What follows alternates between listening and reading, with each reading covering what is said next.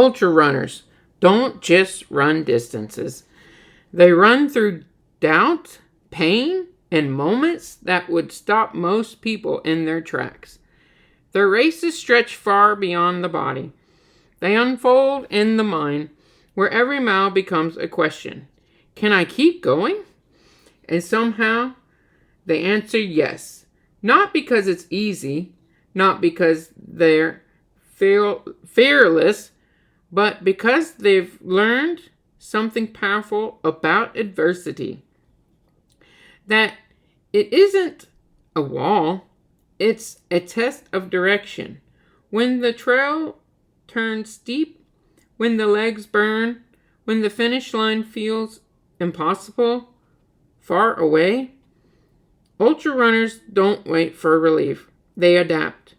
They slow down. They breathe deeper. They take one more step. That's the lesson adversity offers all of us. Life, like an ultra marathoner, doesn't promise smooth terrain. There will be unexpected climbs, stretches where progress feels invisible, the moments where quitting seems reasonable. But the difference between stopping and continuing often comes down to a single choice: to take the next step anyways. Ultra runners understand that strength isn't built in comfort. It's built in the long, quiet miles where no one is watching. It's built in setbacks, in injuries, in races that don't go as planned. Every struggle becomes part of their endurance. Not something that breaks them, but something that reshapes them. And that's what makes their journey so meaningful. Because overcoming adversity isn't about being the fastest or strongest. It's about persistence. It's about refusing to let the hardest moments define your limits. It's about discovering that you are capable of more than you believed, simply because you choose not to stop. So whether you're facing a mountain on a trail or a challenge in your own life, remember the mindset of an ultra runner. You don't need to conquer everything at once. You just need to keep moving forward. One step, 1 mile, one moment at a time. And before you know it, what once felt impossible will be behind you, and you'll be stronger for facing it. Welcome in to Running with Miles. I'm your host, Josh, and Coach. Today we'll be talking about the foot and a little bit about my injury. I am taking some downtime right now, so I won't be talking about race. So, for me, I just kind of work out 7 days a week. Something I've adopted. I just kind of adopted the theory that exercise is medicine.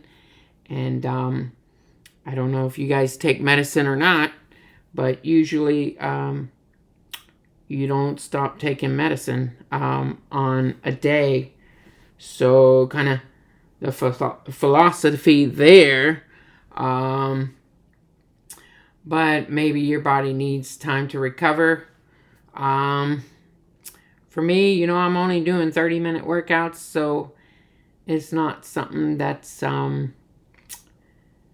it's hard. I try to really go after it, for the 30 minutes I have. I'm not going to be scrolling on the phone or whatnot in the weight room. Focus dialed in for those 30 minutes because I know that's all I have. And, you just do different body parts. You got so many body parts to work out. It's pretty easy not to overdo it. At least that's how I see it. So, I understand. I do get that philosophy that, 30 minutes is not 30 minutes, right? because it could take you 30 minutes to wake up, get downstairs, put on your clothes, get your coffee, make your shake, stretch, or whatever you do for your morning routine. And then afterwards, right, you got to get in the shower. You got to drive home if you're driving to a gym, or you have to get dressed. So definitely takes more than 30 minutes for sure. So it's definitely time consuming to work out, where I guess you could just wake up and go downstairs and get some coffee and go to work or whatnot. But hopefully your older self will be more healthier when you start getting old. So hopefully it pays off in the long run. And of course it is, it kind of gives you those chemicals in your brain when you work out. So it is kind of like medicine in a way. So that's just kind of what I do in the off season. And I guess I try to run 2 times a week. Nothing too crazy. Just like an hour. So about 5 miles. 2 days a week. Probably on Tuesday or Wednesday and a Saturday. So hopefully that can help my injury. Just taking it easy. And I recently went to a new shoe. I was looking for a 12 millimeter drop shoe. I bought one, the Brooks Beast. It was a 12 millimeter drop shoe. But the back wasn't too nice, and it was really stiff. I don't know. I kind of really like these ones. And they're only a 10 millimeter drop. But the back of them is so nice for the Achilles. And so kind of sticking with them right now. And they are the Glycelins. The Brooks Glycelins. For me, shoe shopping's not too difficult because for me, I wear extra wide shoes, so there's not too many brands that make that, and so that's a blessing in disguise. But the bad thing about being an extra wide foot person is none of the shoe stores have that shoe to try on. Even the running stores don't carry extra wides. So that's kind of frustrating that you can't try the shoes on. So I feel like I'm definitely a hazard to Amazon, ordering shoes, trying them on, and sending them back if they're not good. But I mean, I don't really have any other choices. If you do buy from the shoe companies, sometimes they can take like a month to pay you back. I've had instances where I returned some pairs of shoes and I had to call them to get them to pay me back. So yeah, it's really hard to buy from the shoe company sometimes. And I don't want to throw anyone under the bus now, so I'm not going to tell you those shoe companies, but I mean, it almost seems like every shoe company that I've bought from seems to have this problem of paying me back quickly. But maybe we just spoiled from Amazon because they pay you back in a couple of days from your return, or even on that day of your return. So probably we're just spoiled from Amazon in a sense. Anyways, yeah, this shoe right now is great for the rehab. I also got Mizuno men's Wave Rider and 29 in the wide. They don't have an extra wide, so I doubt that that's gonna be wide enough. But some people say it's pretty wide, so we'll give it a try. And that one is a 12 millimeter drop shoe. So that would definitely, if I like that, that would really help the Achilles for sure. So we'll try that on and we'll see what happens. But the Brooks, they're working pretty well. So we'll see what happens with that. With that being said, if you don't know what I'm talking about with the drops, that's just from the heel to the toes. How much difference in room, like the difference between the two, is considered the drop. And in my last race, I was trying to do the 0 drop, but I had some Achilles trouble, and I ended up not racing in that shoe, which maybe I should have. But who knows what kind of injury I would have if I did. I don't know, because I never did it. But I just had problems wearing an old pair of shoes when I was racing in the race, in the final episode. So I'll never know because I never did it. So you never know. So, but yeah, hopefully one of these shoes can help me heal the Achilles. So I can go back out there and run again. So that's the goal for sure. So today we're going to talk about the foot, and just some exercises that's good for the foot. Definitely when I first started ultra running, I think I definitely neglected the foot with like never doing any kind of training with it. But that really caught up to me pretty quickly. And it's definitely, if you're going to do these longer races, it's definitely more critical to do foot training and foot exercises. It's definitely something not to forget about. It's definitely a muscle that you need to strengthen, and especially if you start wearing these shoes with the high cushioning, like I'm going to have to. It's even more critical that you do foot exercises to strengthen your feet and your ankles. So I can't preach that enough. And you just got to do it. I mean, I kind of got in a routine where I do a couple of things in the morning before I do my regular workout. It only takes me about 5 minutes. It's just right now it's kind of like automatic because I just do it. But at first, that is kind of hard to get started. But once you get started, then it can become pretty easy and normal in your everyday routine to do some foot exercises, maybe before you work out or after you work out, to warm you down. Do some foot exercises. But I mean, I do it every day.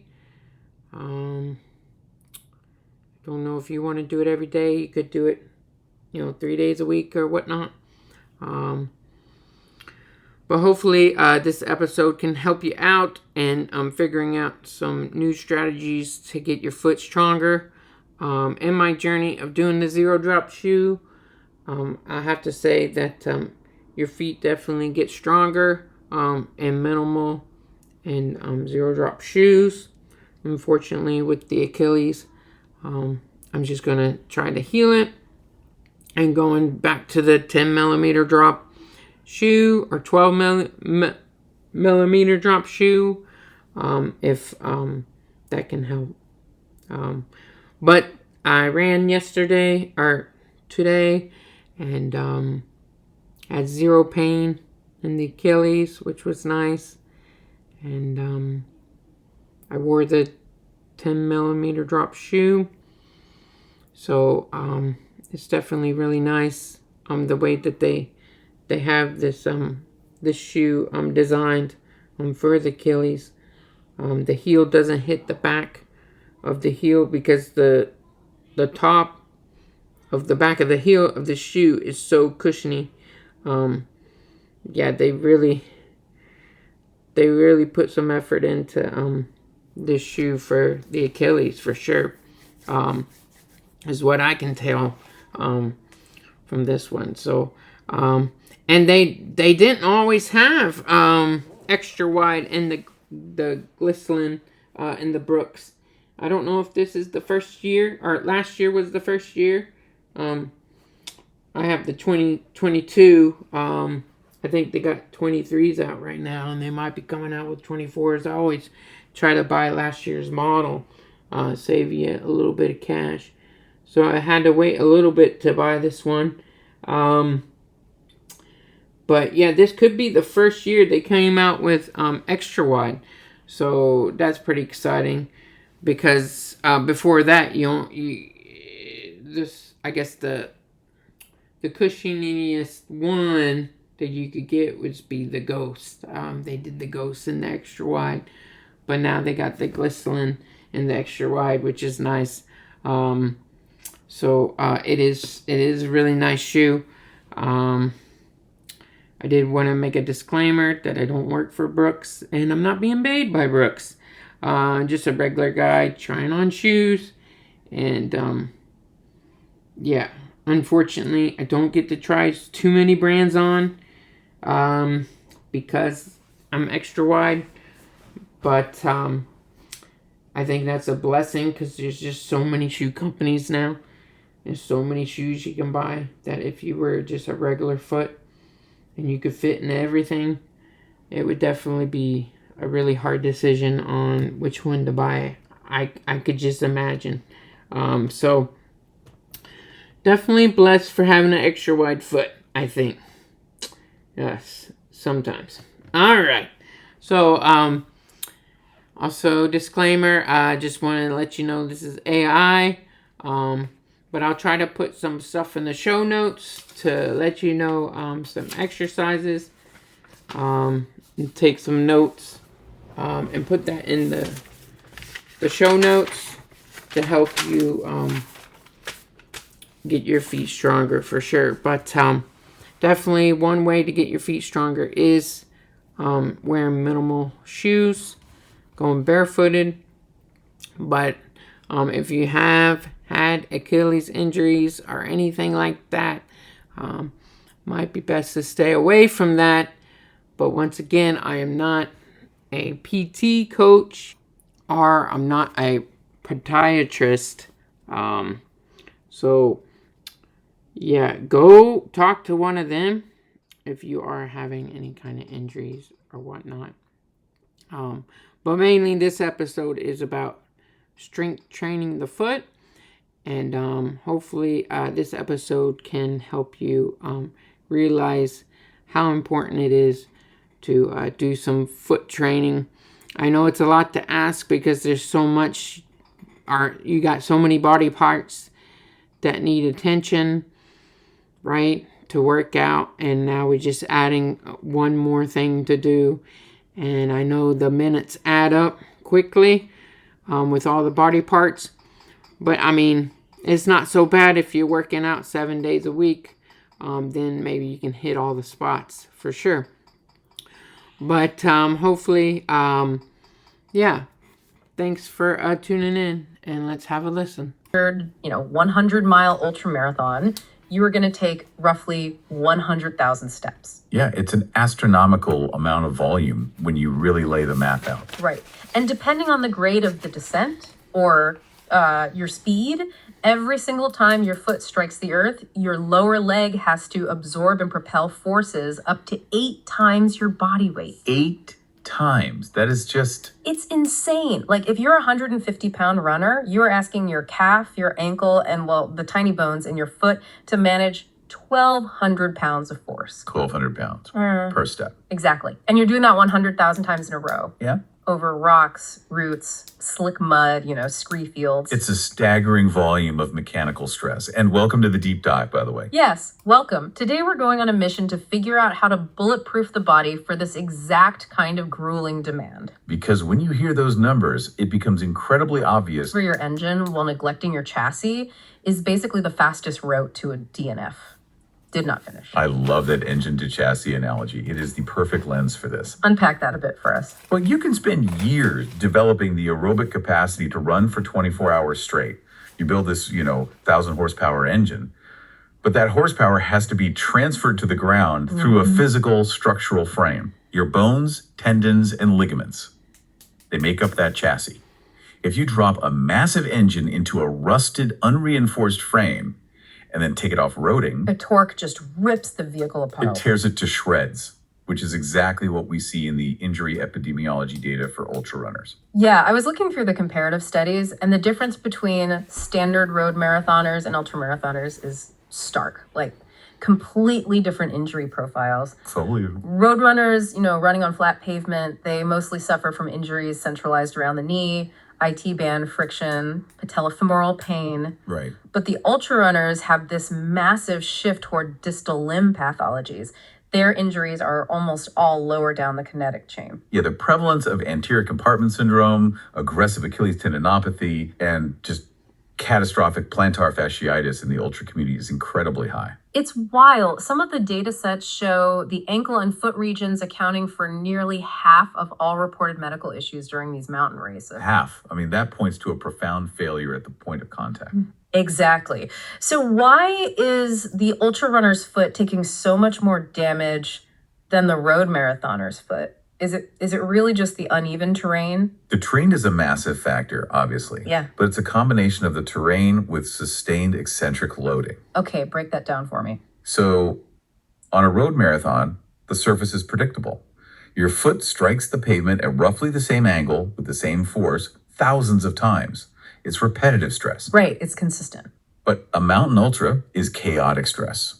You have miles of steep technical downhills where your lower leg muscles are lengthening under immense tension just to act as brakes. Ah, that's the eccentric loading. Exactly. And on top of that, you have roots and off-camber rocks that demand instantaneous micro-adjustments from the ankle. To survive that environment, the human foot acts as a highly complex biological lever system. Driven by the windlass mechanism. I kept seeing that term in the biomechanics papers. Yes, the windlass mechanism. It sounds like a piece of medieval sailing equipment to me. Well, it kind of operates like one. It's a beautifully simple principle of physics. Okay, how does it actually function inside a running shoe? So think about the plantar fascia. It's a thick, incredibly dense band of connective tissue running along the bottom of your foot. It anchors at the heel bone and attaches to the base of your toes. Got it. During the push-off phase of your running gait, your big toe extends upward.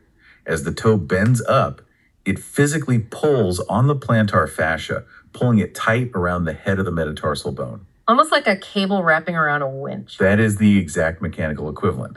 By winding that tissue tight, it draws the heel closer to the toes, which elevates the medial arch. So the arch gets higher and tighter. Right. In a fraction of a second, your foot transforms from a flexible, shock-absorbing landing pad into a rigid, solid lever. And you need that rigidity to push off, because if your foot stayed loose and squishy, it would be like trying to sprint on a soft mattress. Yeah, all your kinetic energy would just dissipate into the soft tissue instead of propelling you forward. The energy return would be abysmal. The windlass mechanism ensures that the power generated by your hips and calves is transferred efficiently into the ground. But here is the critical vulnerability. Uh-oh. This mechanism relies heavily on the active support of the intrinsic muscles inside your foot.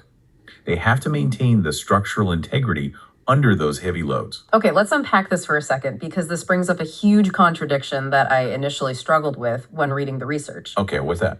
Well, if my foot naturally turns into this rigid, powerful lever every single time I take a step, shouldn't the mere act of running 50 miles a week make my feet incredibly strong? You would think so. Right.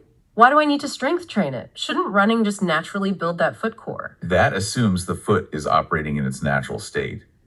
But modern running introduces an artificial variable, The shoe. the modern running shoe. When you encase your foot in a shoe With a stiff midsole, rigid heel counters, and a narrow toe box that binds your digits together, you are essentially putting your foot in a cast. Wow. So the shoe is doing the stabilizing work that the foot is supposed to do. Yes. The shoe provides artificial arch support and prevents the natural splay of the toes. Because the active intrinsic muscles inside your foot are no longer required to balance the load or hold up the arch, they atrophy. They literally shrink. They shrink, and the neuromuscular pathways from your brain to those tiny muscles become dormant. It's the classic use it or lose it principle. I mean, if I wear a neck brace for a month, my neck muscles are going to shrink, even if I'm walking around every day. That is exactly what happens. And that deconditioning sets the stage for disaster on race day. Because the distance is just too far. Exactly. When you start a 100-mile race, those weak, atrophied intrinsic muscles fatigue within the first few hours. They just stop supporting the arch. But the impact forces, that 1,200 pounds of force per step, do not stop. Nope. And because the active muscles have failed, all of that violent kinetic energy is transferred entirely onto the passive structures of the foot. The ligaments, the fascia, the bones. Right. And passive structures are designed to hold things together. They're not designed to be primary shock absorbers. That makes total sense. When you force a passive ligament to do the job of a dynamic muscle, you induce micro tears. The tissue becomes severely inflamed, the collagen fibers degrade, and eventually the structure fails. So that's how a runner ends up with crippling plantar fasciitis or, a metatarsal stress fracture at mile 60. Yes, the chassis cracks because the muscular scaffolding collapsed. Man, that reframes the entire concept of endurance training for me.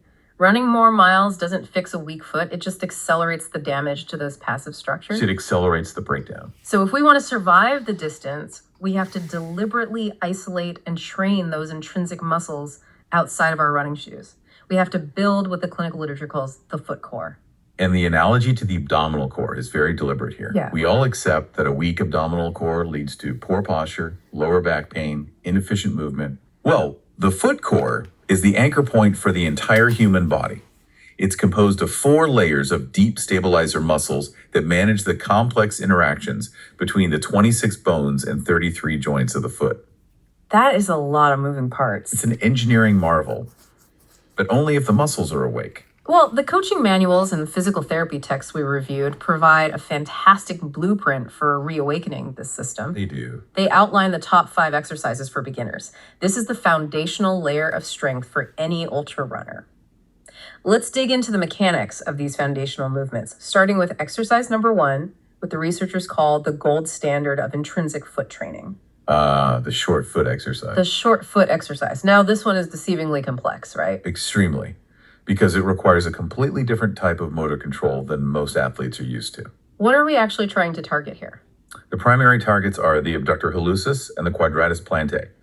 These are muscles that are vital for maintaining the height and rigidity of the medial longitudinal arch. So when I first tried this, based on the clinical descriptions, I thought I was doing it right, but I was just curling my toes into the carpet like an eagle. Yeah, that's the classic mistake. And the texts are adamant that toe curling completely ruins the exercise. Why does curling ruin it? If you curl your toes, you are activating the larger extrinsic flexor muscles, specifically the flexor digitorum longus. Which originate up in the calf, right? Exactly. They run down from the calf into the foot. We're trying to bypass those large global movers to isolate the deep local stabilizers inside the foot itself. So how do you actually perform the short foot correctly? To do it right, you keep your toes completely flat and relaxed. You can be seated or standing. Then you attempt to pull the ball of your foot, the first metatarsal head back toward your heel. You are literally trying to make your foot shorter. By raising the medial arch, you're creating tension through the midfoot without allowing the toes to grip the floor. It takes intense concentration. It really does.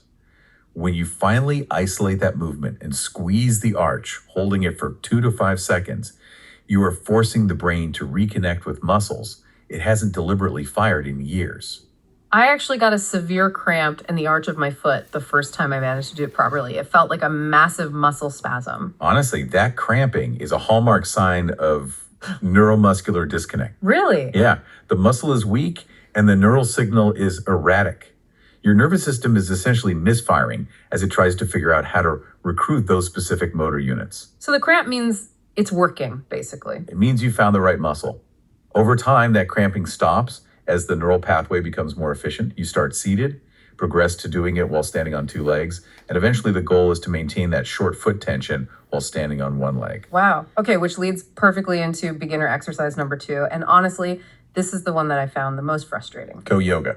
Yes. The clinical term is neuromuscular dissociation, but yeah, toe yoga. It is a brilliant test of neuroplasticity. Explain the theory behind it. The exercise is simple in theory. You stand barefoot, press your 4 smaller toes into the floor, and lift only your big toe toward the ceiling. Then you reverse it, press the big toe down, and lift the 4 smaller toes. Here's where it gets really interesting. I guarantee anyone listening to this right now who hasn't practiced toe yoga is going to fail on their first attempt. Oh, absolutely. Because I stared at my foot, sent the command from my brain to lift my little toes, and absolutely nothing happened. Nothing at all. It felt like the signal was just hitting a dead end. Or worse, my entire foot would just roll outward to compensate. It's wild how poor our motor control is down there. It really highlights how much our footwear has degraded our biomechanics. Yeah. Because we wear shoes with a restrictive toe box that squeezes all the digits together, the brain realizes it doesn't need to control them individually anymore. Why waste the brain power? Exactly. It's a matter of neural efficiency. The brain deletes the individual motor mapping for the toes and just wires them to operate as a single blunt block. So toe yoga is the painstaking process of forcing the central nervous system to rebuild those isolated neural circuits. Exactly. But wait, why does an ultra runner need that kind of independent toe control? If they are locked in a shoe anyway during the race, why does it matter if the big toe can move independently? Because on a technical trail, the ground is never flat. When you land on a cambered slope or a loose collection of rocks, your foot needs to act like a dynamic tripod to prevent the ankle from rolling. Ah, okay. The big toe might need to drive hard into the medial side for stability, while the outer toes need to splay and grip a different angle to balance the load. So they have to do different jobs simultaneously. Right. If your toes can only move as one fused unit, you lose an immense amount of micro-adaptability.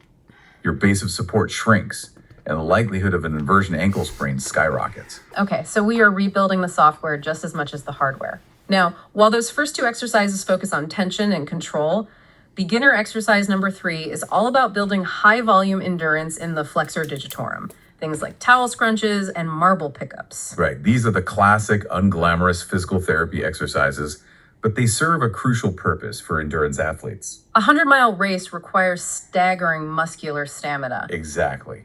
Laying a towel on a slick floor and using your toes to actively grab and pull the fabric toward you forces the flexor muscles to work through their full range of motion repeatedly. And picking up marbles with your toes and dropping them in a cup achieves a similar high-volume fatigue. It conditions the tissue to tolerate thousands of microcontractions without failing.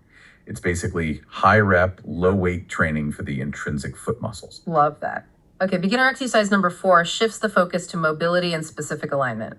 The ankle alphabets and big toe abduction. The ankle alphabets make sense drawing letters in the air to take the ankle through its full multiplanar range of motion to prevent stiffness. But I want to talk about big toe abduction. Moving the big toe horizontally toward the midline of the body, away from the other toes. This is critical for counteracting a pathology called hallux valgus. Commonly known as a bunion. Right. Many running shoes taper to a point at the front. This forces the big toe to deviate inward, pointing toward the second toe. Over thousands of miles, this unnatural angle overstretches and weakens the abductor hallucis muscle on the inside of the foot. And when that muscle gets weak, there's nothing pulling the toe back into straight alignment. The bone structure itself begins to deform. A deviated big toe is a massive biomechanical disadvantage because it compromises the windlass mechanism we discussed earlier. The lever is bent. The lever is bent, so it's weak.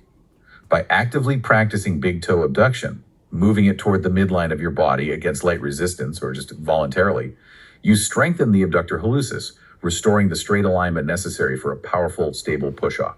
That's huge. Okay, the 5th and final beginner exercise is almost laughably simple on paper. Basic single leg stance. Just standing barefoot on one leg for 30 to 60 seconds. Yeah, it sounds easy. Right, but the literature makes a really compelling argument for why this is non-negotiable before introducing dynamic movement. Well, running is, by definition, a continuous series of single leg stances. There is never a moment in your running gait where both feet are on the ground simultaneously. You're just jumping from one foot to the other. You are always balancing on one leg while managing forward momentum and gravity. If an athlete cannot maintain absolute unwavering stability on one barefoot leg for a minute in the controlled environment of their living room, Their nervous system has no chance of stabilizing them when they're flying down a rocky descent while physically exhausted. none. The clinical texts use an analogy that really crystallized this for me. They compare the structure of the lower body to a game of Jenga. That's a great visual. Yeah, the toes and the foot arch are the foundational blocks at the very bottom of the tower. If those base blocks are unstable, misaligned, or weak, the entire structure above them is compromised. Your knees, your hips, your lower back, they're all stacked on top. If the base wobbles, the knees undergo shear stress, the hips tilt, and eventually the tower collapses in the form of an injury. It's a perfect visualization of the kinetic chain. The 5-foot core exercises we just dissected, the short foot, toe yoga, towel scrunches, toe abduction, and single leg stance, they are the tools you use to align and cement those bottom Jenga blocks. You are building an immovable foundation. Yes. But, the reality of trail running is that we aren't just standing still in our living rooms. Far from it. Once those Jenga blocks are stable, an ultra runner has to prepare those structures for the explosive, multi-directional forces of a mountain descent, which means we have to progress the load. We move from the intrinsic muscles inside the foot to the extrinsic muscles, the massive power generators that originate up in the lower leg and insert into the foot. Right. And dynamic loading. The sports medicine literature highlights the top 5-foot exercises for advanced runners. This is the transition from general physical preparation for max strength into special physical preparation for sport-specific capacity. Okay, let's break down the mechanics of these advanced movements, starting with exercise number 1, eccentric focused heel raises. Yeah, so we all know standard calf raises, but the emphasis on the eccentric phase is what makes this advanced. Why the focus on the eccentric? Because during a mountain ultra, the majority of the muscular damage occurs during the descents. When you run downhill, your calf muscle has to fire intensely to break your momentum, Right. but it's simultaneously being forced to stretch and lengthen as your ankle bends. This lengthening under tension is an eccentric contraction. It's like trying to slowly lower a heavy dumbbell rather than just dropping it. The muscle fibers are actively fighting the stretch. Exactly. And that eccentric stress places immense localized load on the Achilles tendon. To prepare the tissue for that specific trauma, athletes use eccentric heel drops. How do you do them? You stand on the edge of a step, rise up onto your toes with both feet. That's the concentric phase. But then you lift one foot and slowly lower your body weight on a single leg, letting your heel drop below the level of the toes. And the key here is the tempo, right? The protocols insist on 1 second to push up, but a full 5 seconds to lower down. Why so slow? The slow tempo is what triggers the physiological adaptation in the connective tissue. When you expose the Achilles tendon to heavy, slow, eccentric loads, it stimulates the fibroblasts to synthesize new collagen. So you're actually building new tendon. Yes, the collagen fibers realign and thicken, fundamentally remodeling the architecture of the tendon. You are essentially transforming your Achilles from a thin rubber band into a thick, heavy-duty bungee cord. A cord capable of absorbing massive downhill forces without suffering micro-ruptures. You're armor plating the tendons. I love that. Okay, advanced exercise number 2. Once the tissue is dense enough to handle the load, the progression moves to single leg plyometrics. Depth jumps, split squat jumps. Now, I always thought jumping was inherently risky for endurance athletes. Like, why risk the impact? It's only risky if you haven't built the tendon density first. Plyometrics leverage a biomechanical phenomenon known as the stretch shortening cycle. Break that down. When your foot strikes the ground, the impact forces stretch the Achilles and the deep tendons of the foot. This stretch actually stores elastic kinetic energy within the tissue. Okay. Milliseconds later, the tendon recoils, releasing that stored energy to help propel you forward. Like a pogo stick compressing and springing back. Exactly like a pogo stick. The more efficiently your lower leg acts like a stiff spring, the less mechanical work your actual muscles have to do to maintain your pace. So a highly tuned stretch shortening cycle is the primary driver of running economy. It is free forward momentum, doing single leg depth jumps. Stepping off a low box, landing on one foot, and instantly rebounding upward trains your central nervous system to rapidly stiffen the ankle joint upon impact, It teaches the body how to capture and return that free elastic energy. instead of letting it bleed away into mushy mechanics. Got it. Okay, advanced exercise number 3 introduces an element of chaos to this jumping. Reactive trampoline balances. Right, also known as trampette balances. What's the protocol here? This takes the explosive power of a plyometric jump and forces the stabilizing muscles to control it in an unpredictable environment. The athlete stands on a small fitness trampette on one leg, takes a small hop, and attempts to land and stick the landing perfectly in the exact same spot. But the coaching cues here are extremely strict about the knee, right? Yes. The absolute rule is that you cannot let the knee fold inward when you hit the trampoline. Why is that inward fold so bad? That inward collapse is called knee valgus, and it's a diagnostic nightmare. When the knee caves in, it indicates that the hip abductors, specifically the gluteus medius and the foot arch, have failed to control the lateral forces of the landing. So the Jenga tower is falling. Exactly. The trampoline provides a highly reactive, unstable surface that exaggerates these forces. It forces the proprioceptors in the foot to fire at lightning speed, adjusting the ankle angle in real time to keep the knee tracking safely over the middle toes. It's the ultimate simulation of landing on a shifting rock. It really is. Speaking of shifting rocks, advanced exercise number 4 targets the absolute bane of trail runners, the rolled ankle. Banded diversions. Yes, pushing the outside of the foot against a resistance band. What is the specific anatomy being targeted here? We are looking at the lateral compartment of the lower leg, specifically the peroneus longus and peroneus brevis muscles. Okay. These muscles run down the outside of your calf, hook under the ankle bone, and attach to the foot. Their concentric action is eversion tilting the sole of the foot outward, But why are they so critical for trail running? because they act as the emergency brake against inversion. Inversion being when the sole of the foot rolls violently inward. Right, which stretches and tears the ligaments on the outside of the ankle. When you step on a hidden root and your foot begins to roll, it is the peroneal muscles that must contract instantly and forcefully to yank the foot back to a level position, arresting the roll before the ligaments snap. Wow. So if your peroneals lack that rapid response strength, the passive ligaments take the full brunt of the torque. Resulting in a severe sprain. Pushing the outside of the foot against a heavy resistance band directly hypertrophies these critical guardian muscles. A simple isolation exercise that could literally save your race. Absolutely. Okay, the 5th and final advanced movement zeroed in on the ultimate endurance muscle, weighted seated calf raises. Now, we talked about standing heel raises earlier for the Achilles. Why seated? It's a matter of anatomical leverage and isolation. The calf complex has two main muscles. The gastrocnemius is the large, superficial, diamond-shaped muscle you see on the back of the leg. The soleus lies underneath it. The key anatomical difference is that the gastrocnemius crosses the knee joint, meaning it can only fully engage and produce maximum force when the leg is relatively straight. Like when you're standing. Right, but the soleus only crosses the ankle. So when you sit down and bend your knee to 90 degrees, you effectively put the gastrocnemius on slack. You turn it off. Exactly, leaving the soleus to do the entirety of the work. And why do we want to isolate the soleus so badly? Because of its unique muscle fiber composition. The soleus is composed of roughly 80 to 90% slow twitch oxidative muscle fibers. It is a biological endurance engine.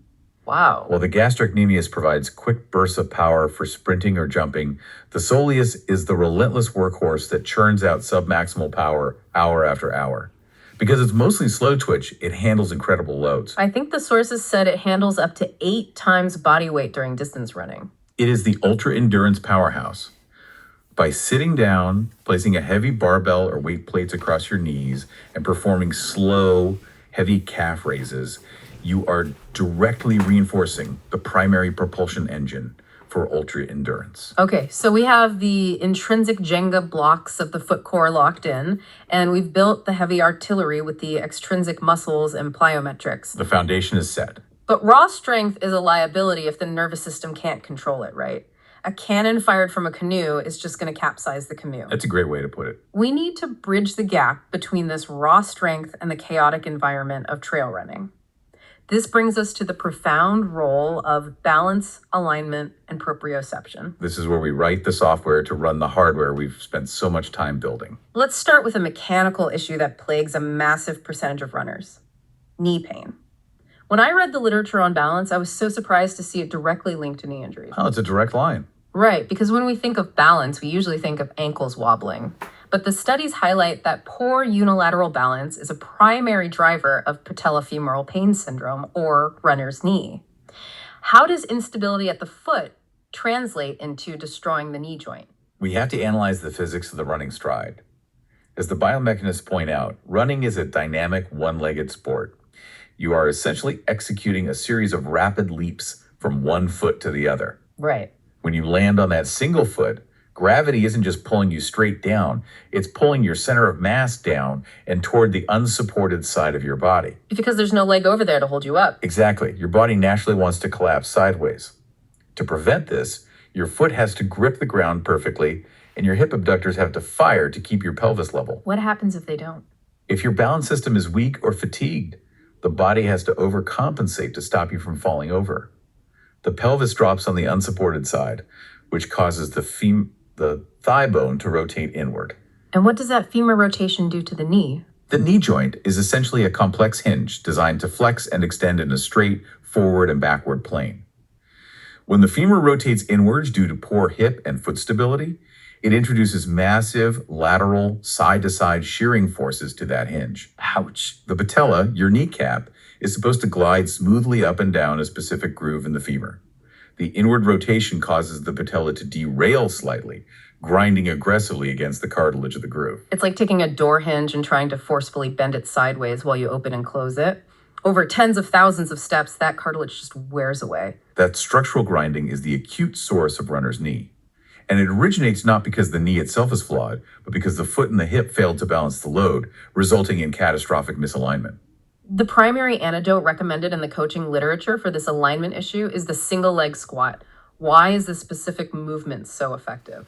A heavy two-legged barbell squat is great for raw power, but it allows your body to hide its asymmetries. Your dominant leg can compensate for your weaker leg, and you don't have to manage the lateral gravitational forces we just discussed. Because you have two posts holding you up. Right. When you perform a single leg squat, standing on one foot and lowering your center of mass, you strip away all compensations. Nowhere to hide. Your foot intrinsic muscles have to claw the floor, your ankle stabilizers have to fire to prevent wobbling, and your gluteus medius must engage aggressively to keep the femur from rotating inward.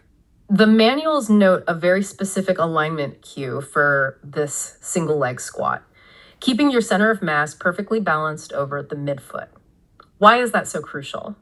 The distribution of pressure on the foot dictates the muscular recruitment up the chain. If your weight shifts too far forward onto the ball of your foot, your heel lifts, and you shut off the posterior chain, your glutes and hamstrings, placing all the shear stress directly on the patellar tendon. And if you shift too far back? You lose your balance entirely and fall over. The single leg squat forces the nervous system to find and memorize that perfect midfoot equilibrium.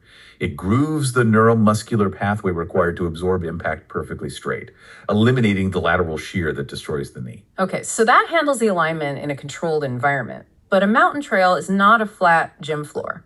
You are landing on off-camber slopes, slick routes, and hidden drop-offs. How do we train the nervous system to manage mechanical stress on uneven terrain? We have to train the proprioceptive system. Proprioception, explain what that is for the listener. Proprioceptors are specialized sensory nerve endings located within your muscles, tendons, and joint capsules. You have muscle spindles that detect changes in muscle length, and Golgi tendon organs that detect changes in muscle tension. So they act as the body's internal high-speed radar system. Precisely. They stream millions of data points to the central nervous system about joint angles, tissue tension, and external loads. They provide the brain with a real-time 3D map of exactly where every body part is in space without you having to look at it. That's incredible. When you step on a rock and your ankle begins to roll, it is the proprioceptors that detect the sudden change in ligament tension and instantly trigger a reflexive muscle contraction, like the peroneals we discussed, to pull the ankle back to safety. This happens subconsciously, faster than conscious thought. Way faster. But this radar system can be blunted by highly cushioned footwear or it can be sharpened through specific training drills to manage mechanical stress. I was looking at the drills designed to sharpen this radar, and they look exhausting. The clock reach drill on a BOSU ball, for instance. The goal is to overwhelm the nervous system in a safe, controlled environment. You stand barefoot on one leg on a soft, highly unstable surface like a BOSU ball or a foam pad. Your ankle is already oscillating wildly just to keep you upright. Right. Then you imagine you're standing in the center of a clock face. While maintaining that single leg balance, you slowly reach your free foot out to tap 12 o'clock, bring it back to the center, then tap 1 o'clock, 2 o'clock, sweeping through the different planes of motion. Your center of gravity is constantly migrating, and the floor underneath you is squishy. The amount of data the brain has to process to keep you from falling over must be immense. The nervous system is working at maximum capacity to modulate muscle tension across the foot, ankle, and hip.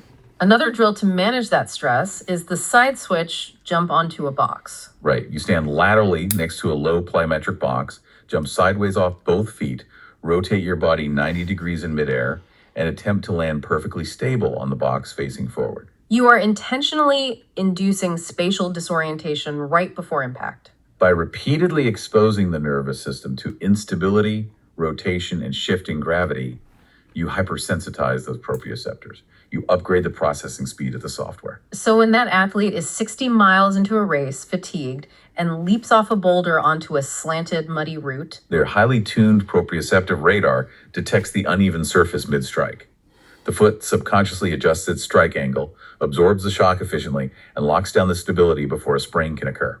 the body solves the mechanical problem before it ever registers as an injury. Exactly. It's like giving your joints a subconscious superpower. But this leads us to what is arguably the most terrifying and fascinating part of ultra-endurance science. Oh, I know where you're going. You've done the work. You have the foot core, the tendon density, the perfect knee alignment, and a razor-sharp proprioceptive radar. You are a biomechanical machine. But what happens at mile 80? What happens when the biological battery simply runs out of juice? This is where pristine biomechanical theory collides with the brutal, inescapable reality of extreme endurance. Because fatigue isn't just a feeling of being tired. No, fatigue is a systemic, physiological state that systematically alters the fundamental mechanics of how a human being moves. There's a truly wild study we pulled that illustrates this perfectly. Researchers analyzed the biomechanics of runners participating in a 110-kilometer mountain ultramarathon. That study is a classic. They essentially wired these athletes up, measuring joint angles and ground reaction forces before the race and then again immediately after. The data showed that as these athletes became deeply fatigued, their form didn't just break down randomly. No, they systematically altered their gait in very predictable ways. It was a highly evolved survival strategy. That is the crucial insight. The degradation of form in an ultra is a calculated compensation by the central nervous system. The brain recognizes that certain tissues are on the brink of catastrophic failure, like a torn muscle or a ruptured tendon, and it subconsciously alters the movement pattern to shift the mechanical burden elsewhere, just to keep the organism moving forward. Let's look at the specific shifts the researchers documented. What exactly does the body do to survive mile 80? The study highlighted 3 distinct kinematic shifts. First, the total range of motion at the ankle joint significantly decreases. The ankle becomes rigid, functioning more like a peg than a spring. Okay, what's the second shift? Second, the runner's stride frequency increases. They start taking shorter, choppier steps with a higher cadence. And third, the foot strike pattern dramatically flattens. Meaning what? Runners who began the race with a light, bounding forefoot strike transition to a heavy midfoot or pronounced rear foot heel strike. Wait, I always hear coaches preaching the virtues of forefoot running for efficiency. Why would the brain actively force a runner into a choppy, shuffling heel strike? To save the calf muscles from total annihilation. Think back to the eccentric loading we discussed. Every forefoot landing requires the gastrocnemius and soleus to lengthen under tension to absorb the impact. Right, the brakes. After 60 miles of mountain descents, those muscles have absorbed millions of pounds of force. The muscle fibers are damaged, the calcium ion channels are depleted, and the tissue is heavily inflamed. So if they keep forefoot striking... If the runner continues to land on their forefoot, they risk a severe Achilles rupture or a severe calf tear. The brain senses this impending failure. By stiffening the ankle, shortening the stride, and landing flat on the heel, The runner effectively bypasses the calf complex entirely. They take the biological shock absorber out of the equation. Yes. But the laws of physics don't care how tired you are. That kinetic energy from hitting the ground still exists. If the calf isn't absorbing the shock, where does that force go? It travels straight up the skeletal structure. The burden shifts up the kinetic chain, crashing into the knees, the quadriceps, and the hips. Which leads us to a fascinating subset of endurance research regarding vibration damping, the vastus lateralis study. Oh, this completely changed how we visualize muscle function. Explain the muscle tuning paradigm to the listener. Every single time your foot impacts the earth, a shock wave, a literal mechanical vibration travels up through your leg bones and soft tissue. If your muscles were completely relaxed, the impact would cause the flesh of your legs to jiggle and oscillate violently. Like a bowl of jelly. Exactly, which would cause massive micro trauma to the cells and completely disrupt the efficiency of your stride. To prevent this, the nervous system anticipates the impact and fires the muscles milliseconds before the foot hits the ground. The contracting muscle acts like the shock absorbers on a car, stiffening the soft tissue to dampen or silence that vibration. The muscle tenses up to absorb the rattle. But the study, which looked at runners in races ranging from 40 to 171 kilometers, found that post-race, the vastus lateralis, the massive quad muscle on the outside of the thigh, had lost its ability to dampen those soft tissue vibrations. Why? The sustained trauma of the race alters the neuromuscular transmission. The muscle is so depleted that it cannot contract fast enough or with enough force to tune out the shock wave. The vibrations just reverberate unchecked through the tissue. So to connect the dots, late in a race, your brain alters your gait to save your calves, transferring massive impact forces directly into your quads. Yes. But simultaneously, your quads have lost their physiological capacity to absorb that exact type of impact. The biological systems are failing on multiple intersecting levels. Which sets the stage for perhaps the most terrifying concept in all of our source material. Dual fatigue. Dual fatigue is a mind-blowing concept. It means that the living tissues aren't the only things degrading. The mechanical materials under your feet are also dying. We have a huge cognitive bias regarding our gear. We assume our running shoes are a constant variable. The shoe you lace up at the start line feels like the exact same shoe at the finish line. Right. But the foam in a running shoe midsole, whether it's traditional EVA or advanced P-backs, is composed of millions of microscopic gas-filled cells. Every time you take a step, those cells compress to absorb the impact and then expand to return. Biological systems are failing on multiple intersecting levels. Which sets the stage for perhaps the most terrifying concept in all of our source material. Dual fatigue. Dual fatigue is a mind-blowing concept. It means that the living tissues aren't the only things degrading. The mechanical materials under your feet are also dying. We have a huge cognitive bias regarding our gear. We assume our running shoes are a constant variable. The shoe you lace up at the start line feels like the exact same shoe at the finish line. Right. But the foam in a running shoe midsole, whether it's traditional EVA or advanced P-backs, is composed of millions of microscopic gas-filled cells. Every time you take a step, those cells compress to absorb the impact and then expand to return energy. Over a 30-mile run, that's tens of thousands of compressions. Combine that relentless mechanical pounding with the heat generated by friction and the ambient temperature of a hot trail, and the physical properties of the foam begin to change. The sources cite a study tracking a single 38-kilometer trail race. What happened to the shoes during that race? Over that relatively short distance, the shoe's midsole significantly degraded. It lost its overall cushioning thickness, the foam permanently compressed, and the longitudinal stiffness of the shoe fundamentally altered. The gas cells simply couldn't rebound fast enough and they stayed crushed. Exactly. Wait, so my muscles are losing their ability to absorb shock at the exact same time my shoes are losing their ability to absorb shock. Exactly. That is the terrifying synchronization of dual fatigue. Your biological shock absorbers are blown out, and your mechanical shock absorbers have packed down and stiffened. This decoupling means internal loads skyrocket late in a race, even if the runner's external form looks identical to mile 1. A coach might look at an ultra runner at mile 5 and get a mile 80. Externally, their posture looks okay, but internally, the sheer stress on the bones, the tension on the ligaments, and the compressive forces acting on the knee joint have skyrocketed. That explains why stress fractures and acute connective tissue ruptures often happen late in races without any obvious misstep. The body is writing mechanical checks that neither the muscles nor the shoes can cover. That perfectly frames our next major section, the footwear equation. Knowing that shoes degrade and interact with our fatigue, how does an ultra runner actually choose the right footwear? That's the million-dollar question. So let's start with a really common question runners have. What types of shoes should an ultra runner use for underpronation, overpronation, or neutral pronation? I mean, every specialty running store puts you on a treadmill to figure this out. Well, the first thing we need to do is clear the slate of those outdated paradigms. Wait, what? Yeah, the modern biomechanical literature and systematic reviews have explicitly moved away from those categorical labels. Really? But the running store told me I overpronate and need a stability shoe. It was the prevailing theory for decades. But the data simply does not support the idea that matching a pronation type under, over, or neutral to a specific motion control shoe significantly reduces injury risk for ultra runners. That is wild to me. Pronation is a natural, necessary mechanism for shock absorption. Trying to block it with rigid medial posts often causes more problems than it solves on technical trails. So if we aren't looking at pronation labels, what are we looking at? The new science of footwear focuses on technology and geometry. Specifically, longitudinal bending stiffness, heel-to-toe drop, stack height, and shoe mass. Let's dive into longitudinal bending stiffness, or LBS. This is the metric behind the rise of carbon-plated super shoes. How does sticking a rigid carbon plate inside a shoe apply to the chaotic world of trail ultras? The application of LBS on the trail is highly debated, but a clear physiological picture is emerging. LBS dictates how difficult it is to bend the shoe upward at the toe box. Right.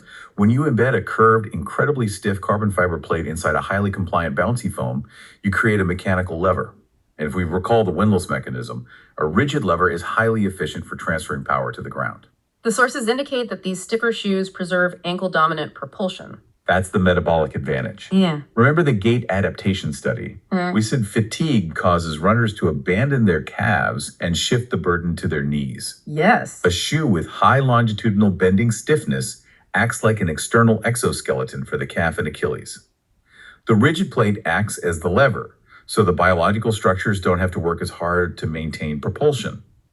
This mechanically delays the fatigue shift, allowing the runner to maintain an efficient ankle-driven stride for much longer. That sounds like a miracle cure for calf fatigue. Why wouldn't every single ultra runner be wearing carbon-plated shoes on the trail? Because of the terrain penalty.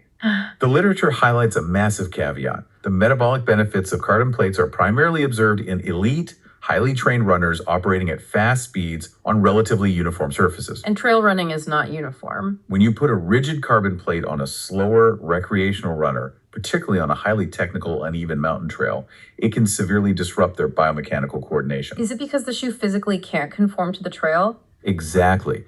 Think about stepping on a large slanted rock. If you are wearing a traditional flexible trail shoe, the shoe bends and molds around the apex of the rock. Your foot is able to remain relatively flat and stable. But with a plate. If you step on that exact same rock wearing a shoe with a rigid carbon plate, the plate cannot bend. The entire shoe tilts on the rock, acting as a fulcrum, and forces your ankle into a violent, sudden inversion. You are trading crucial lateral stability and proprioceptive ground feel for forward propulsion. On a scree field, that's a recipe for a catastrophic sprain. Exactly. Which brings us to heel-to-toe drop and stack height. Drop is the difference in millimeter height between the heel of the shoe and the forefoot. Right. There was a huge movement towards zero drop or low drop shoes. The studies show that low drop shoes naturally promote a more anterior or forefoot strike pattern. And this kinematic shift can be highly advantageous for descending fast, right? Yes. When running fast downhill, a low drop shoe allows the runner to lean into the gradient and strike with the midfoot, utilizing the calf as a dynamic brake, rather than leaning back and slamming the heel into the ground, which sends jarring shock waves straight up into the knee. But the biomechanical cost is entirely shifted to the Achilles tendon. A massive cost. In a low drop shoe, the heel has to travel much further downward toward the ground during the eccentric phase of the stride. If an athlete does not have the immense structural density in their Achilles tendon, wearing a low drop shoe for 50 miles will absolutely shred the tendon. And conversely, a traditional high drop shoe takes the mechanical load off the Achilles, but massively increases the compressive forces on the patellofemoral joint in the knee. It's a constant game of physiological trade-offs. What about stack height? The trend right now is maximalist shoes with huge, thick slabs of foam. High stack height directly addresses the vibration damping problem. A massive block of foam provides incredible impact attenuation, shielding the exhausted quadriceps from that high-frequency shock. But there is a lateral stability penalty. A huge one. The higher your foot sits off the ground, the longer the lever arm becomes when your ankle begins to roll.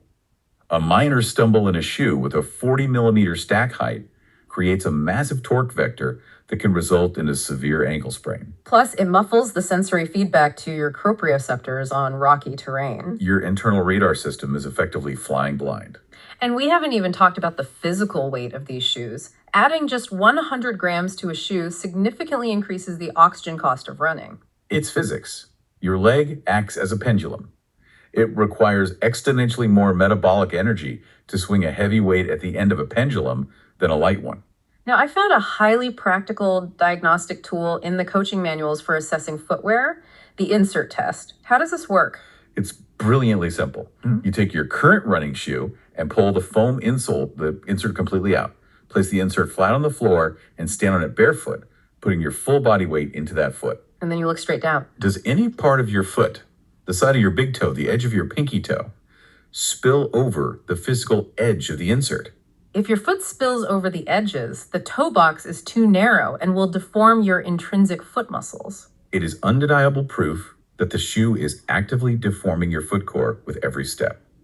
You cannot build intrinsic foot strength if your shoe is acting as a compressive voice. What about aftermarket insoles, like Curex or Superfeet? Doesn't that just act as a crutch for the arch? The modern science of specialized insoles is not about rigidly propping up the arch. It's about optimizing the sensory interface. A high-quality insole is contoured to maximize the contact area with the plantar surface. To distribute the pressure. Yes, but more importantly, from a neurological perspective, this full contact fit stimulates a far greater number of proprioceptors across the sole of the foot. It enhances the sensory feedback loop to the brain. It acts less like a physical crutch and more like a sensory amplifier. Okay, we have the exercises, the balance drills, and the right shoes. How do we program this without overtraining? This brings us to periodization and recovery tools. The intersection of heavy strength training and extreme endurance running requires meticulous load management. The expert shares a golden nugget from an ultra coach, the 9 or 10-day week. Human society operates on a strict 7-day calendar, but for an ultra runner, particularly masters athletes, cramming high mileage runs and heavy single leg strength sessions into 7 days often results in overtraining. So you stretch the microcycle. Instead of cramming it all in, stretch the microcycle to 9 or 10 days. This allows adequate active recovery between heavy single leg strength days and long trail runs. And speaking of recovery, the host brings up the lacrosse ball. Why a lacrosse ball instead of a tennis ball? Its density. A tennis ball yields and compresses. A lacrosse ball is made of dense, solid rubber. Its density allows it to penetrate the thick plantar fascia to release the deep intrinsic muscles we've been trying to target. And the final recovery protocol is barefoot integration and toe spacers. Walking around the house barefoot or wearing silicone toe spacers passively stretches the tight lumbrical muscles, promotes blood flow, and reverses the deforming effects of narrow running shoes. So what does this all mean?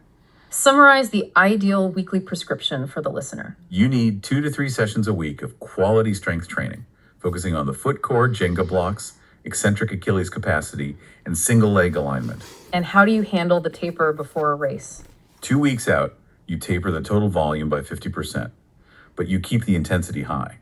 You still lift heavy and do plyometrics to prime the central nervous system, ensuring your proprioceptive radar is operating at P sensitivity. What a journey.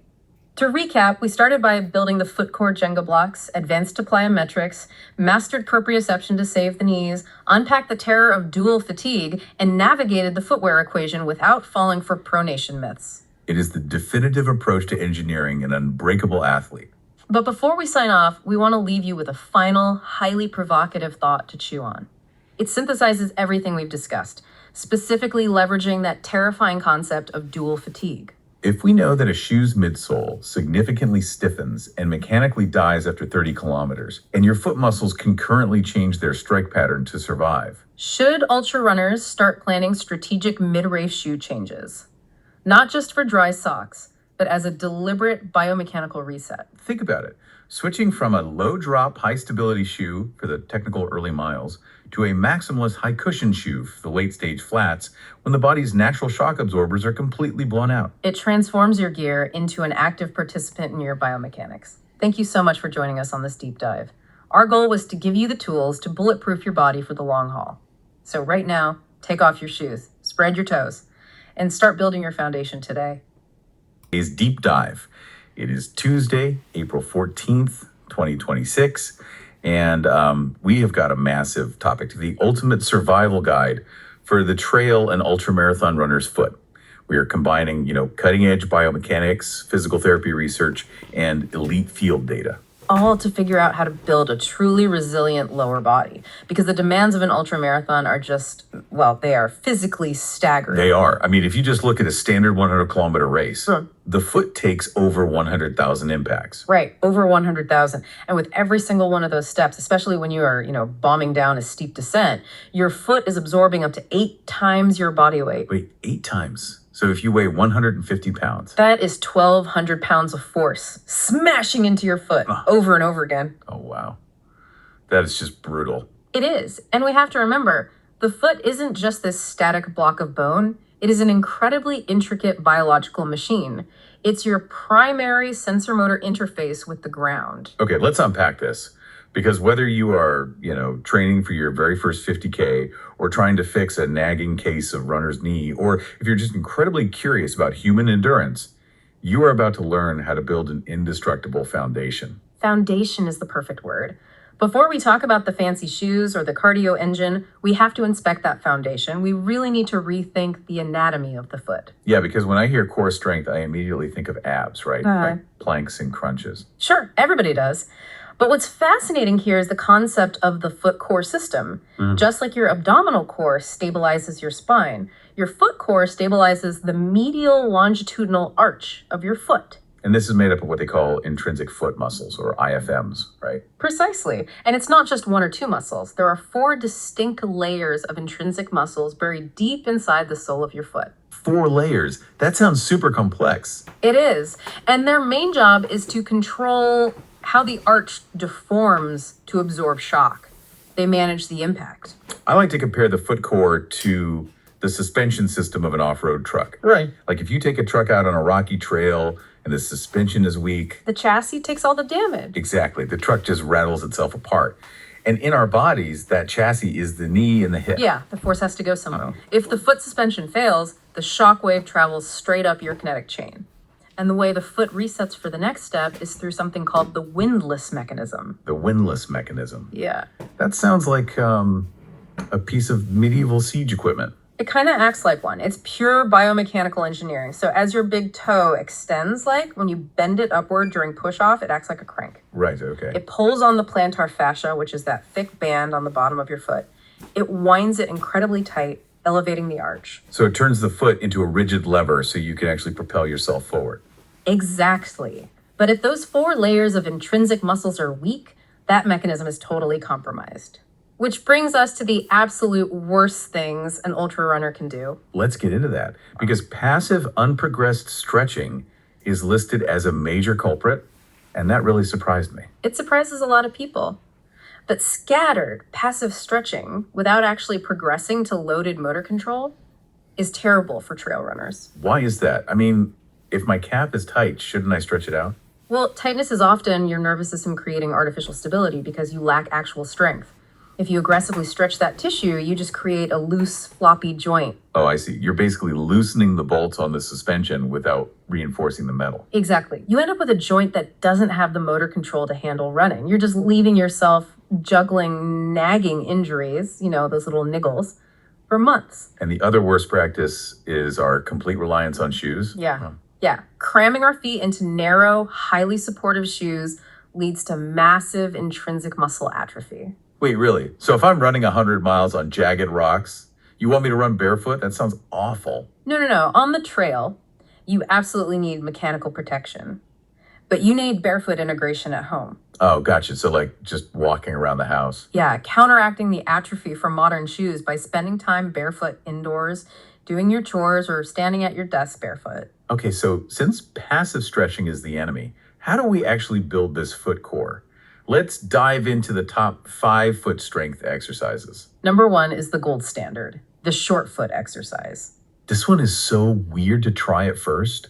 How do you explain the mechanics of it? You sit barefooted on the floor. The goal is to pull the ball of your foot back toward your heel to raise your arch. Right, but the biggest mistake I see is people instantly curling their toes like bird claws. Yes, you have to do it without curling your toes. Keep them totally flat. Squeeze the arch upward, hold for 2 to 5 seconds, and release. It totally cramps the bottom of your foot the first time you do it. Which means it's working. Then we move to exercise number 2, toe yoga. Toe yoga. This is basically trying to move your big toe independently, right? Exactly. Big toe abduction and extension. You press your 4 small toes down and try to lift just the big toe, then reverse it. It's so frustrating at first. Your brain is yelling at the toe to move, and it just sits there. It really highlights the neurological disconnect, but what's fascinating here is how this targets the abductor hallucis muscle. And that's the muscle that prevents bunions, isn't it? Precisely. It pulls the big toe away from the others, preventing that lateral deviation that causes bunions.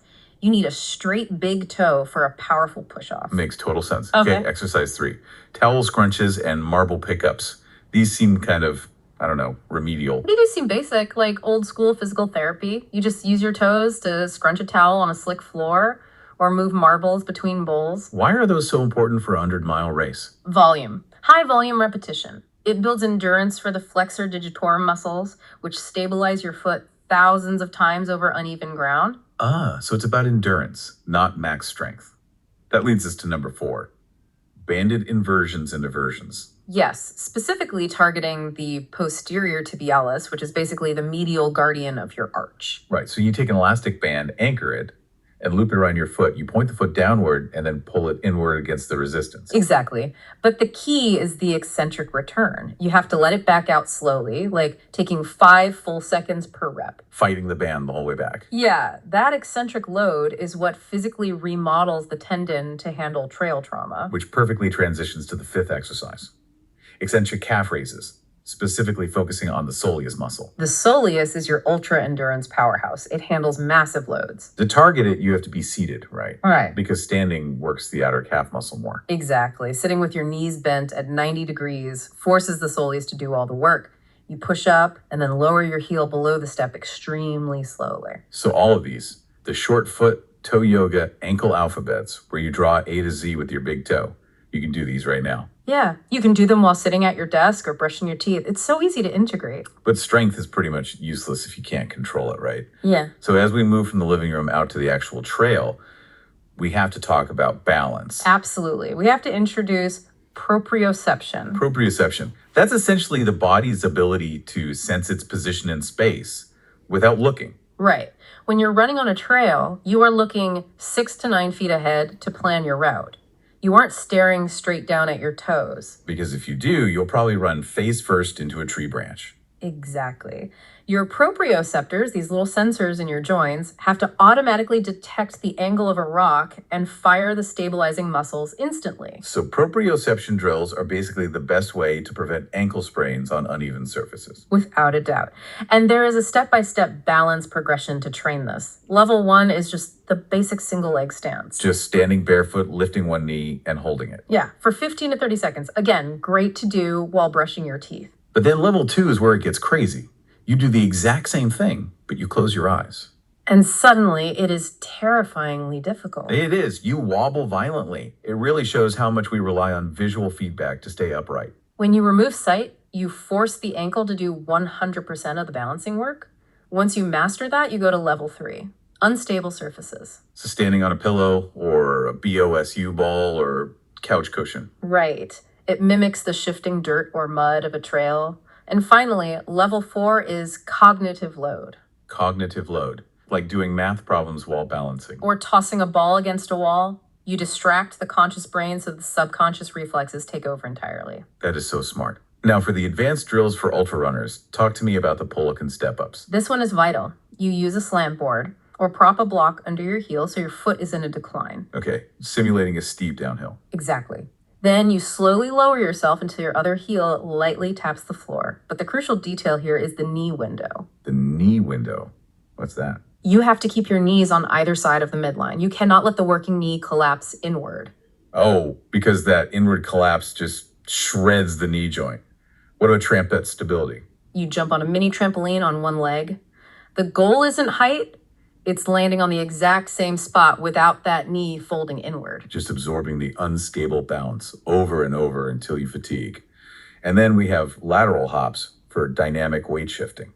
Right. You start in a half squat on your left foot, hop far to the right, and stick the landing entirely on your right midfoot. Repeat that 10 times. That seems like an amazing dynamic warm-up before hitting the trail. If we connect this to the bigger picture, this specific neuromuscular rewiring is what saves runners during high-speed technical downhill descents. Let's get into the physics of the trail then. We've built the foot and the balance. What happens when we apply this to a 10,000-foot mountain descent? Well, the forces are catastrophic if you aren't prepared. This is where we see overuse injuries, especially runners' knee. There was a shocking stat about runners' knee in the research. Runners with limited ankle dorsiflexion are 2.5 times more likely to experience knee pain. 2.5 times. Because if your ankle acts like a stuck door hinge, it won't absorb the shock. So the knee and the hip are forced to take the strain instead. Exactly. The force travels up the chain. To prevent this, the ultimate tool is the single leg squat. How do you perform that properly to prevent knee pain? You push your hips back, lower into a squat on one leg, and hold for 5 seconds. And again, you must maintain that knee window. Do not let it cave in. Form is everything. And running mechanics totally change depending on the slope. Uphill running versus downhill running. They are completely different beasts. Uphill, runners naturally shift to a 4-foot strike. Right, utilizing the Achilles tendon like a big biological spring. Yeah, it's concentric muscle action. But downhill is highly technical and high impact. Runners shift to eccentric loading, where the muscle is lengthening while under massive tension to act as a brake.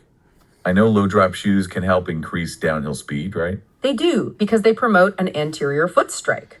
But they place absolutely massive stress on the calf. It's a huge trade-off. From a physiotherapist perspective, how do they look at preventing these common ultramarathon injuries?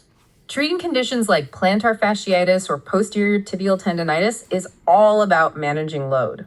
Because it takes forever to heal, doesn't it? It can easily take 8 to 10 months to resolve plantar fasciitis. Connective tissue just heals so slowly.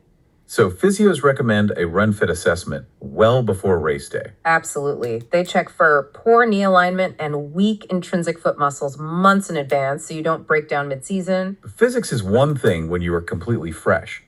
It's an entirely different story at mile 80 of a 100-mile race. This is where the fatigue factor comes in. And it is wild how the body adapts. Yeah, professional ultra runners drastically adjust their gait under massive fatigue. They don't just slow down. No, their bodies actively compensate. For example, even if they normally 4-foot strike, they will shift to a flatter rear foot strike. They just start heel striking. That feels so counterintuitive. It's because the calf muscles are completely exhausted. Yeah. The body bypasses the muscles and lets the skeleton take the impact to survive. Wow. And they also increase their step frequency, their cadence, right? Yes, to reduce the peak impact force of every single step. Shorter, faster steps. And their ankle range of motion decreases drastically. They start doing the ultra shuffle. Exactly.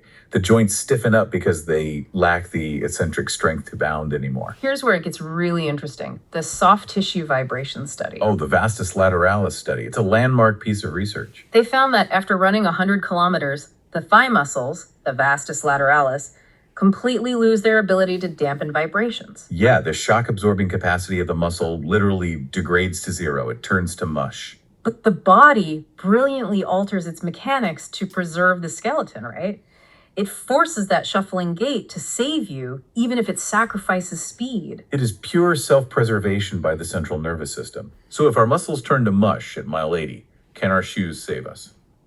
Let's talk about footwear technology and the shoe trap. The midsole cushioning and stiffness conversation is huge right now, especially with carbon-plated shoes. Right. Stiff shoes improve running economy because they act as a rigid lever. Yes, what we call longitudinal bending stiffness, or LBS. It delays the shift of work from the ankle up to the knee. But there is a catch. They might not actually benefit slower runners at all. Not at all. If you are doing a slow ultra shuffle over technical rocks, A stiff carbon plate can feel incredibly unstable and clunky. Okay, so what about high stack maximalist shoes? The really thick ones. They do attenuate impact forces over long distances beautifully. They save your bones. But don't they totally kill your proprioception? Exactly. They reduce sensory feedback so much that they can lead to severe ankle instability on unpredictable rocky trails. You can't feel the ground. And then there's shoe mass. Adding just 100 grams to a shoe significantly increases your oxygen cost. 100 grams makes a massive metabolic difference over 100 miles. But the most shocking thing to me was the dual fatigue phenomenon. The shoes get tired too. They absolutely do. During a single race, the midsole cushioning thickness actually decreases. And the stiffness increases. So the shoe you start a 100-miler in is structurally a different, harder shoe by the time you finish. It loses its shock absorption right when your muscles need it most. So should everyone just buy super shoes? No, there is no universally optimal shoe. It is all about matching the shoe to the terrain profile and how fatigued you expect to be. Okay, so we have the knowledge. Now let's build the routine. How do we take care of the foot on a daily basis? The best tactics are myofascial release and using toe spacers. For myofascial release, you use a dense lacrosse ball to foam roll the bottom of the foot, right? Yes, a tennis ball is too soft. You need a dense lacrosse ball for 1 to 2 minutes to penetrate that thick plantar fascia. And then toe spacers. You just wear them in the evening for 10 to 20 minutes. While watching TV or reading, it realigns your toes, improves circulation, and prevents metatarsalgia and stress fractures. So simple. Let's outline a beginner schedule for all this. For daily integration, just do basic single leg stances while doing the dishes or standing at a desk, eyes open, then closed. And incorporate those lateral hops into your daily pre-run warm-up. What about a weekly schedule? In the off season, aim for 2 to 3 strength sessions a week. Focus on quality. Single leg squats, banded exercises. And side planks. Why are side planks in a foot routine? To build core stability, but mostly to identify side-to-side imbalances. If one side is weaker, it throws off your whole kinetic chain down to the foot. Oh, that makes perfect sense. Yeah. And for older or injury-prone runners, there's the 9-10-day training week concept. It's brilliant. You stretch the traditional 7-day week into a 9 or 10-day cycle. Because your body doesn't know what a Tuesday is. Exactly. It allows for proper biological recovery between heavy strength sessions and those tissue-damaging long runs. Well, we have covered an incredible amount of ground today. We moved from the microscopic intrinsic muscles all the way to advanced trampette balancing. We navigated the brutal physics of downhill running and explored the dual fatigue of muscles and midsoles. So what does this all mean? I think the final provocative thought here is about where we place our trust. What do you mean by that? Well, we spend hundreds of dollars on the newest footwear technology, obsessing over the perfect foam and the perfect carbon plate. Trying to buy our way out of injury? Right. But what if the most advanced, shock-absorbing, energy-returning super shoe in the world isn't something you can buy? Oh, I see where you're going with this. What if it's the biological spring you build inside your own foot? That is incredibly powerful to think about. Your own anatomy is the ultimate gear. Thank you so much for joining us on this deep dive, everyone. Keep training smart and take care of your foundation. All right, thanks for listening to this episode. If you guys want to hear about a specific topic, you can always email me at runningmileschd@gmail.com. Don't forget to like and subscribe, or maybe not subscribe, but follow, and you'll get the latest episodes each week. And I do plan on just covering topics that will help you finish that race even stronger. And once again, you can always reach me at Team Run. And